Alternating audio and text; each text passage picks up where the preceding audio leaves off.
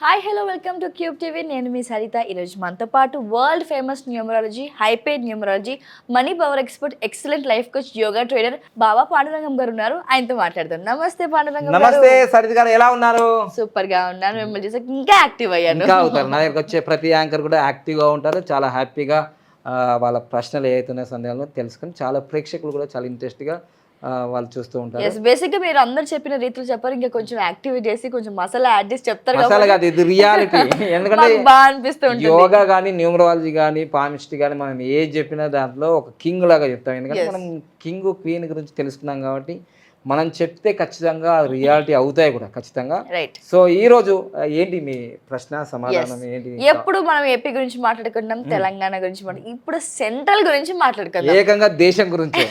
ఎందుకంటే ఈసారి yes ఖచ్చితంగా మామూలుగా లేదు. ఈ ఎలక్షన్లో అయితే చాలా మంది మనసులో మాత్రం ఈసారి ఎలక్షన్లు మొత్తం చాలా ఒక హై, అంటే ఒక హై టెంపరేచర్ అంటే మే నెలలో ఆల్రెడీ హై టెంపరేచర్ ఉంటుంది. ఈ ఎలక్షన్ కూడా హై టెంపరేచర్. అందరి మనసులో ఏముందంటే ఈసారి ఇట్లా మోడీ గెలిచిండా రాజ్యాంగాన్ని మార్చి పడేస్తాడని చాలా మందికి ఉంది. అవును. కానీ సత్యం ఏంటిదంటే ఈసారి ఇట్లా మోడీ గెలవకపోతే చాలా ప్రాబ్లం అవుతుంది. నేను మోడీ భక్తుని అని అనుకోకండి, ఇక్కడ వేరే ఉంది కథ. ఎందుకంటే ఒక బేసిక్ చెప్తాను చూడండి. స్వతంత్రం వచ్చినప్పుడు భారతదేశంలో హిందువుల జనాభా, ముస్లింల జనాభా మీరు చూసుకోండి. ఇప్పుడు 2024 దాదాపుగా 70 సంవత్సరాలు దాటిపోయింది స్వతంత్రం వచ్చేసిన తర్వాత. హిందువుల జనాభా క్రమక్రమంగా తగ్గుతుంది, ముస్లింల జనాభా పెరుగుతుంది. కొన్ని రోజుల తర్వాత ఏం జరుగుతుంది తెలుసా? మనం మైనార్టీలు అయ్యే అవకాశం ఉంది, వాళ్ళు మెజారిటీ అయ్యే అవకాశం ఉంది. దాన్ని బట్టి ఇప్పటికే మీకు ఆల్రెడీ 13వ తారీఖు హైదరాబాద్లో మనకు హైదరాబాద్ పార్లమెంట్ ఎలక్షన్లో ఉన్నప్పుడు ఏం జరిగిందో మీ అందరికీ తెలుసు. ఇక్కడ హైదరాబాద్లో సంతోష్ నగర్ ఏరియా, ఈ ఓల్డ్ సిటీలో అక్కడ వాస్తవంగా అక్కడ బూత్ ఇన్ఛార్జ్ లేడు, పోలీసు లేరు, ఎవ్వరు లేరు, డోర్లు పెట్టుకొని దండ గుర్తున్నారంట. అది వీడియోలో వైరల్ అయింది. అంటే వాళ్ళు ఇంకా అధికారంలో దేశంలో రాకముందే బూతులు మన లేవు, ఏమీ లేవు. పరిస్థితి అర్థం చేసుకోండి. ఎవరికి వెళ్తే నాకింది అనుకుంటే కుదరదు. చాప కింద నీరులాగా మన శత్రువులు మన ఇంటి పక్కనే కూర్చున్నారు. జాగ్రత్త. ఇది నా కోసం నీ కోసం కాదు. భారతదేశం ఎప్పటికీ సంతోషంగా వసుదైక కుటుంబం కావాలనుకుంటే నేను అంటున్నాను, కాంగ్రెస్కి బీజేపీకి నేను అనను, మంచి లీడర్ని ఎన్నుకోండి. మోడీ గారిని ఎన్నుకోమని నేను ఇక్కడ చెప్పడానికి గడగొట్టడానికి రాలే. నాకు ఇష్టం మోడీ గారు అంటే, అది నా వ్యక్తిగతం. కానీ ఇక్కడ దేశం యొక్క భవిష్యత్తు రాబోయే రోజుల్లో ఒక కాశ్మీర్ లాగా, ఒక బంగ్లాదేశ్ లాగా, ఒక పాకిస్తాన్ లాగా కావద్దు అంటున్నా. నంబర్లు ఎలాగో చెప్పేస్తాయి, ఆ నంబర్ల పని నంబర్లు చేస్తాయి. నా వ్యక్తిగతంగా ఇప్పుడు చెప్తున్నాను. ఇంకా మీరు ఎవరు కోటేస్తారో నాకు సంబంధం లేదు. ఆల్రెడీ నేను వేసేసుకున్నా. నా వ్యక్తిగతంగా ఎవరికి వేయన్నా వారికి వేసేసా ఆల్రెడీ. మీరు దేనికి వేస్తే మంచిది అని ఒకసారి ఆలోచించండి మన భవిష్యత్తు. ఎందుకంటే ఒకరోజు ఇప్పుడు మనం ఏ పండుగ చేసుకున్నా మనకు కొన్ని ఆటంకులు వస్తున్నాయి ఇప్పటికే. ఇప్పుడు మనం మైనారిటీలో ఏమనుకోండి, మన నోరు మూసుకోవాలి, అన్నీ మూసుకోవాల్సింది ఇంకా. సో అందుకోసం గమనించండి. సో పార్టీలకు అతీతంగా మీరు నేను చెప్పేది వినండి జాగ్రత్తగా. మన పిల్లల భవిష్యత్తు రేపు 40-50 సంవత్సరాల భవిష్యత్తు తర్వాత మనం ఏ విధంగా ఉండాలో ఆలోచించాల్సిన అవసరం ఉంది.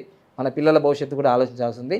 ఇక పార్టీల విషయంలో వద్దాం. మనం మోడీ వర్సెస్ రాహుల్. అసలు రాహుల్ గాంధీ జాతకం అయితే సూపర్ ఉంది, కానీ ఎందుకు ప్రధానమంత్రి అవుతలేడు? అదేందుకు గురువు గారు ఎప్పుడు ఇట్లా అనలేని? రాహుల్ గాంధీ జాతకం సూపర్ ఉంది, ఎందుకు ప్రధానమంత్రి అవుతలేదు అని అంటలేరు ఎందుకు అని మీరు ఇప్పుడు అంటున్నారు ఏంటంటే, ఎప్పుడో అన్నాను నేను తెలంగాణ ఎలక్షన్లు అప్పుడు కూడా అన్నాను. కొన్ని ఛానళ్ళు నేను చెప్తూ ఉంటే అవి కట్ చేస్తాయి, మొత్తం వేయవు. అంటే కొన్ని పార్టీలు కొన్నిటికి సంబంధించినవి ఉంటాయి అన్నమాట. సో అందుకోసం నేను చెప్పేది ఇక్కడ ఏ పార్టీ కోసం చెప్పట్లేదు, నేను అన్ని పార్టీల్లో తిరిగొచ్చినా కాబట్టి నేను న్యూమరాలజీగా చెప్తున్నాను. రాహుల్ గాంధీ జాతకంలో సూపర్గా ఉంది వాస్తవంగా న్యూమరాలజీ ప్రకారంగా. ఎందుకని చెప్పనా, 1వ తారీఖు, 10వ తారీఖు, 19వ తారీఖు, 28వ తారీఖులో పుట్టిన వాళ్ళందరూ లీడర్స్ అవుతారు, సూపర్గా సెట్ అయిపోతారు. అంతెందుకు, వాళ్ళ గ్రాండ్ మదర్ ఎవరైతే ఇందిరాగాంధీ ఉన్నారో 19వ తారీఖు, నవంబర్ 19వ తారీఖే పుట్టారు కదా. మరి రాహుల్ గాంధీ కూడా 19వ తారీఖు పుట్టాడు. 19వ తారీఖులో పుట్టిన వాళ్ళు ఛత్రపతి శివాజీ ఉన్నారు, ఝాన్సీ లక్ష్మీబాయి ఉన్నారు, ముఖేష్ అంబానీ ఉన్నారు. 19వ తారీఖు పుట్టిన వాళ్ళు చాలా రాజులుగా రాజ్యం వెళ్ళిన రోజులు ఉన్నాయి. మరి ఏంటి రాహుల్ గాంధీ ఇంకా ప్రధానమంత్రి కాలేకపోతున్నాడంటే కొన్ని ఉంటాయి. పూర్వజన్మ కృతం పాపం వ్యాధి రూపేణ పీడిత, ఎక్కడ తగ్గనో ఎక్కడ పెరగాలో ఇప్పుడే నేర్చుకుంటున్నారు కాబట్టి ఇప్పుడు టైం పట్టింది, టైం వస్తుంది వాళ్ళకు, గోల్డెన్ టైం. ఈసారి ప్రధానమంత్రి కాకపోవచ్చు కానీ రాబోయే భవిష్యత్తులో మాత్రం ప్రధానమంత్రి అయ్యే అవకాశాలు 100% ఉన్నాయి. దానికి రెమెడీస్ ఉన్నాయి, ఇప్పుడే కావు, రాబోయే రోజుల్లో మాత్రం ఖచ్చితంగా నేను చెప్పింది మాత్రం రాసి పెట్టుకోండి, ఈ వీడియో సేవ్ చేసి పెట్టుకోండి. ఈ 2024 కాకపోయినా రాబోయే భవిష్యత్తులో 10 సంవత్సరాలకో 15 సంవత్సరాలకు నెక్స్ట్ 5 ఇయర్స్కో రాహుల్ గాంధీ గారు ఖచ్చితంగా ప్రధానమంత్రి అయ్యే అవకాశ యోగం 19 నంబర్కు ఉంది. విధి సంఖ్య కూడా 6 ఉంది కాబట్టి 100%.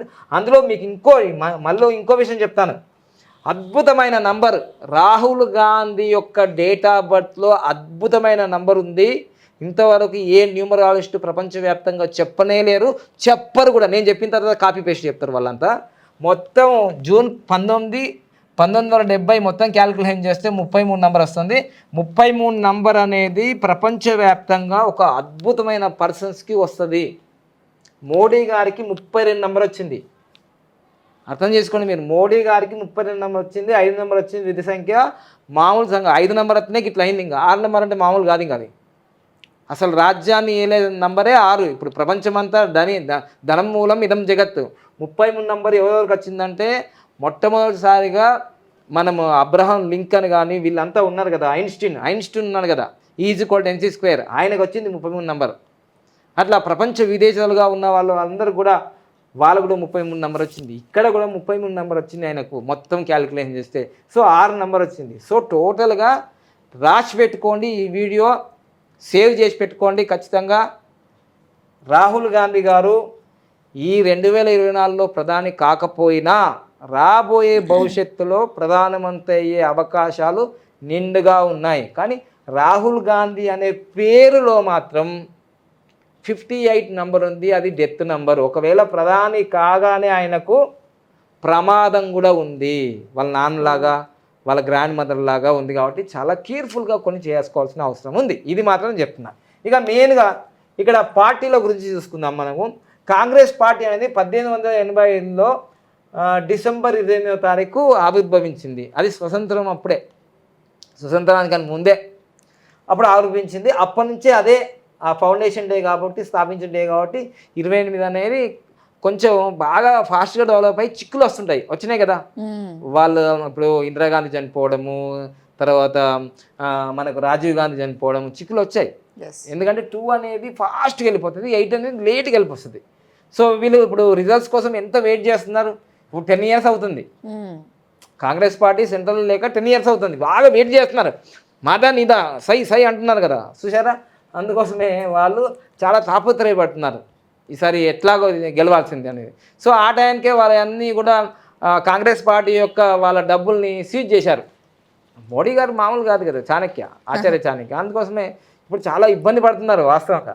సో ఇక్కడ చూస్తుంటే మీరు చూడండి, మోడీ గారిని చూడండి, కాంగ్రెస్ పార్టీలో ఉన్న రాహుల్ గాంధీ చూడండి, రాహుల్ గాంధీ డ్రెస్సులు చూడండి, మోడీ సార్ డ్రెస్సులు చూడండి. మోడీ గారు పెట్టుకునే కళ్ళద్దాలే 1,00,000 పైన ఉంటుంది, పెన్నే 3 లక్షలు ఉంటుంది.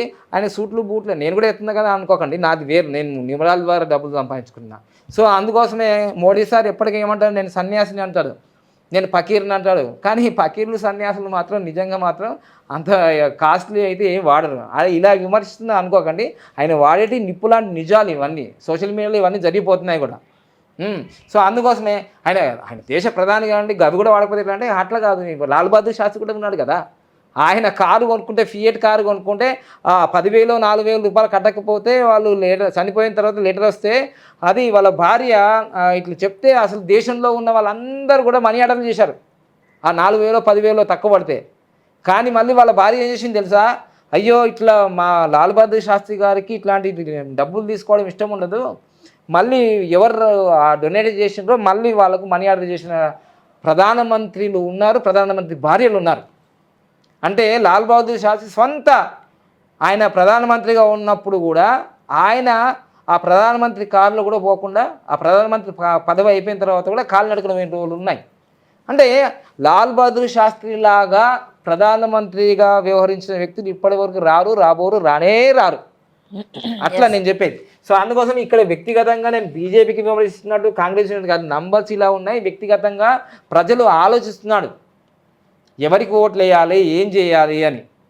ఎందుకంటే బీజేపీలో కానీ కాంగ్రెస్లో వచ్చిన తర్వాత ఇప్పుడు ఒక నానుడు అయిపోయింది అందరికీ, వాషింగ్ పౌడర్ నిర్మా అని. ఎవరు అవినీతి చేసినా, ఎవరు అన్యాయం చేసినా వాషింగ్ పౌడర్ నిర్మా అంటున్నారు. అంటే దొంగలు దుష్టులు కూడా ఈ పార్టీలోకి వెళ్ళిపోతే వాళ్ళ మీద కేసులు ఉండలేవు. దీన్ని బట్టి స్వచ్ఛమైన రాజకీయాలు రావాల్సిన అవసరం ఉంది. యూత్ కూడా చాలా చాలా మారాల్సిన అవసరం ఉంది. ఇక ఇప్పుడు మీరు నేను వివరాలు చెప్పన్నా, మీరు నేను రాజకీయాలు ఉన్నా కదా, కాంటెస్ట్లో ఎమ్మెల్యే, అందుకోసం మాట్లాడుతున్నా. రెండు మాట్లాడుతాను నేను, నా దగ్గర ఆ సత్తా ఉంది. రాబోయే 10 సంవత్సరాలు మేము లీడర్ అవుతాం, అప్పుడు మేము చూపిస్తాం. అర్థమైందా? రాజకీయాలు అంటే మేము కూడా చూపిస్తాం, మాకు కూడా ఉంది కదా, మేము ముసలోళ్ళు ఏం కాలేగా. సో అందుకోసమే ఇక్కడ మొత్తం 1980 ఏప్రిల్ 6వ తారీఖు బీజేపీ పార్టీ 2 ఎంపీ సీట్లతో మొదలైన ఈ పార్టీ ఈరోజు భారతదేశంలో కాదు ప్రపంచంలోనే అత్యంత ధనికమైన పార్టీగా ఏర్పడింది. అర్థమైందా? దీన్ని బట్టి అర్థం చేసుకోండి, చాలా తక్కువ టైంలోనే. సో భారతదేశంలో దాదాపుగా చాలా రాష్ట్రాల్లో వీటి యొక్క పవర్ ఉంది. అర్థమైందా? ఒక దక్షిణ భారతదేశం తప్ప. సో మొత్తం దీని విజయం ఏంటిదంటే 6తో ఏర్పడము, విధి సంఖ్య 1 రావడం. చూడండి, సేమ్ ఇదే కోడ్ ఇక్కడ ఉందండి రాహుల్ గాంధీ. నేను అందుకోసం చెప్తున్నాను, మీరు బాగా కళ్ళు తెరిచి ఓపెన్ చేయాలి. కాంగ్రెస్ పార్టీ కార్యకర్తలంతా నిద్రపోకండి. ఇప్పటిదాకా కాంగ్రెస్ అంటే స్కామ్ అనే పేరే ఉండిపోయింది, దాన్ని తీసేయాలి మొత్తం. ఇట్లా తీసేయాలి, ఇట్లా మలిపేయాలి, ఇట్లా మలిపేయాలి. కాంగ్రెస్ అంటే స్కామ్లోకి వెళ్ళిపోయింది. అరే మారండి బాబు, చెప్తున్నా కదా నేను, తెలంగాణలో చెప్పినా విజయం అయింది. ఇప్పుడు దేశం మొత్తం కూడా మారాలంటే మీరు, ఎందుకంటే ఇదే నంబర్ ఇక్కడ ఉంది 6.1, 1.6, తేడా ఏం లేదు, పవర్ అంతే. ఒక్కసారి అలా దిమాగ్ పెట్టండి కొంచెం, ఓకేనా? రైట్. సో ఇక్కడ నేను చెప్పేది ఏంటంటే, ఇప్పుడు బీజేపీకి 2024లో ఏప్రిల్ 6 వీళ్ళ భవిష్యత్తు ఎలా ఉంది బీజేపీకి 2024లో వాళ్ళు ఏమంటున్నారు? ఇంతకుముందు ఆంధ్రప్రదేశ్లోనూ వైనాట్ 175 అంటున్నారు. ఎవరు? జగన్మోహన్ రెడ్డి. నేను బటన్ నొక్కేస్తా అంటే బటన్ అందరు నొక్కచ్చు, బటన్ అందరు నొక్కుతారు, కానీ రావాలి కదా 175, రాదు. అర్థమైంది కదా? ఇప్పుడు వైనాట్ 400 అని వీళ్ళు అంటున్నారు. ఎవరు? బీజేపీ. బీజేపీ వాళ్ళు వైనాట్ అంటున్నారు వీళ్ళంతా. వైనాట్ 400 బీజేపీ,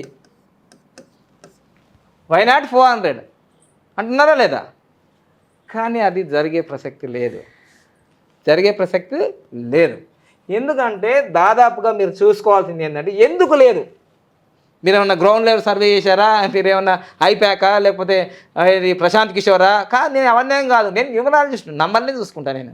సో 2024లో ఏం జరుగుతుందంటే, ఏప్రిల్ నెల తర్వాతే జరుగుతుందా ఎలక్షన్లు, మే జూన్లో జరుగుతున్నాయి కదా, రిజల్ట్ కూడా అప్పుడేగా.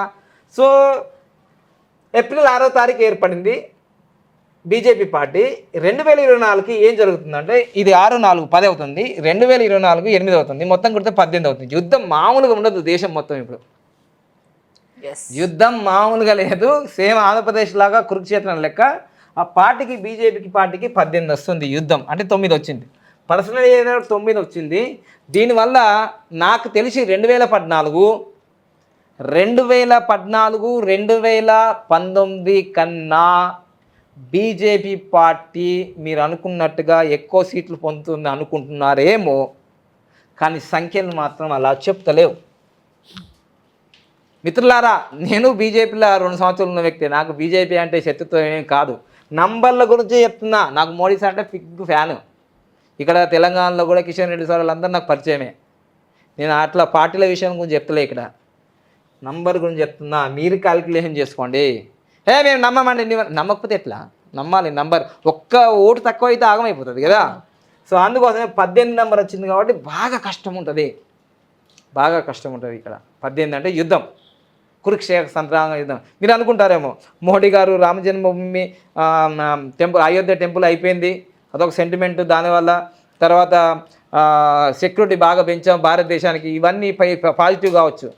కానీ సామాన్య మానవుడు ఏం ఆలోచిస్తున్నాడంటే, సిలిండరు, పెట్రోలు, డీజిలు, ఇవి కూడా ఆలోచిస్తున్నాడుగా. ఉద్యోగాలు లేవు, ఇవన్నీ ఆలోచిస్తున్నారు. కరువు, ఇవన్నీ చాలా చాలా ఆలోచిస్తున్నారు. ప్రైవేటీకరణం ఎక్కువ జరుగుతుంది. ఇవన్నీ ఆలోచిస్తున్నారు. ఇవన్నీ ఆలోచిస్తారండి జనాలు ఊరికే. ఎందుకంటే ఎవరికైనా ఒకటిసారి 2 సార్లు, 3వ సారి చాలా తక్కువ. ఓకేనా, రైట్. సో ఇక్కడ 18 నెంబర్ వచ్చింది. తర్వాత మోడీ గారిది 1950 సెప్టెంబర్ 17వ తారీఖు కాబట్టి ఈ సంవత్సరం మోడీ గారికి మనకు పర్సనలీ నెంబర్ ఏమొస్తుందంటే ఆయనకి సెప్టెంబరు 17కు 7 నెంబర్ వస్తుంది, కానీ ఆలోపు 6 నెంబర్ వస్తుంది. శుక్రుడి నెంబర్ మంచి నెంబర్ వచ్చింది, నెగిటివ్ నెంబర్ అయితే రాలేదు.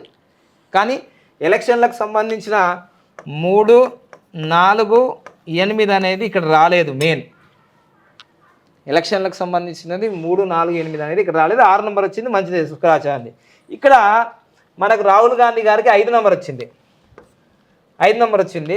ఇది కూడా కమ్యూనికేషన్ అందరిని గ్యాదర్ చేయగలిగేది, నెగిటివ్ నెంబర్ అయితే కాదు. కానీ ఇక్కడ కూడా 3, 4, 8 రాలేదు.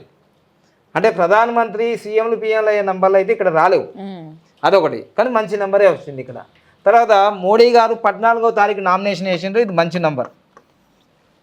నామినేషన్ కాశీలో 14వ తారీఖు నామినేషన్ వేసినాడు చంద్రబాబు నాయుడు, పవన్ కళ్యాణ్ పోయాడు. ఇది మంచి నెంబర్, చాలా మంచి నెంబర్. ఓకేనా, ఇది.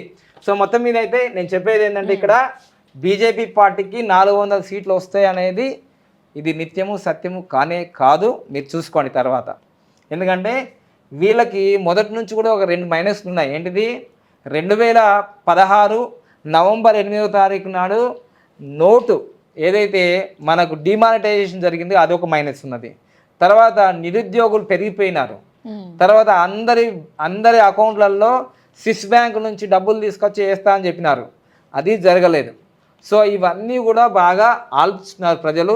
నిత్యావసర సరుకుల ధరలు పెరుగుతూ ఉన్నాయి, ఉద్యోగాలు రావట్లేదు, అన్నీ ప్రైవేటీకరణ జరుగుతుంది. ఒక్కటి మాత్రం నిజం ఏంటంటే రామ జన్మభూమి ఏదైతే ఉందో అయోధ్య టెంపుల్ అయితే జరిగింది.